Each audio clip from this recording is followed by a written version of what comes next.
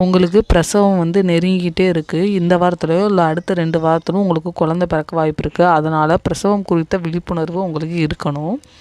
குழந்தை இந்த டைமில் முழுமையாக வளர்ந்துருப்பாங்க. இந்த வாரத்தில் உங்களோட சிறிய குழந்தை வந்து எந்த சிரமமும் இல்லாமல் வெளி உலகுக்கு வரலாம். இந்த 37வது வாரத்தில் கர்ப்பம் முடிவுக்கு வரலாம். ஆனாலும் குழந்தை இன்னும் கொஞ்சம் வளர வேணும். இந்த வாரத்தில் ஒவ்வொரு நாளுமே குழந்தை வந்து 1/2 அவுன்ஸ் வரைக்கும் பெறுவாங்க. அதாவது கொழுப்பை சேர்த்துக்கிட்டே இருப்பாங்க. அதனால் பிறக்கும்போது கூட குண்டாக இருப்பாங்க ஒரு சில குழந்தை அவங்கள மூடி இருக்க படலம் போல் இருக்கிறது வந்து இப்போ மாறி இருக்கும். உங்களோட குழந்தை தலைகீழாக திரும்பியிருப்பாங்க.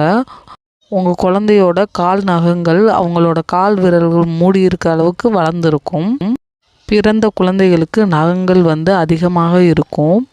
இந்த டைமில் உங்கள் குழந்தை உறிஞ்சுதல் விழுங்குதல் போன்ற திறன்கள்லாம் வளர்த்துருப்பாங்க. உங்களோட தொப்புள் கொடி குழந்தையோட உடலில் இருக்கக்கூடிய ஆன்டிபாடிகளுடன் பம்பு செய்ய தொடங்க ஆரம்பிக்குது.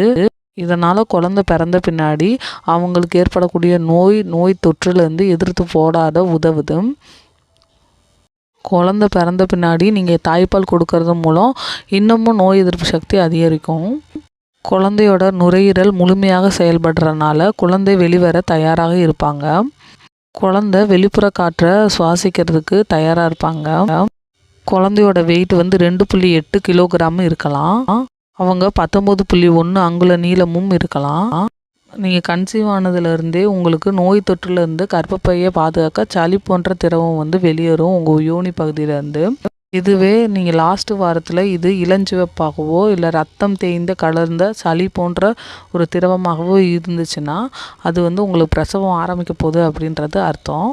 ஒரு சில மணி நேரங்களில் குழந்தை பிறக்கலாம், இல்லைன்னா ஒரு சில நாட்களில் பிறந்துடும்.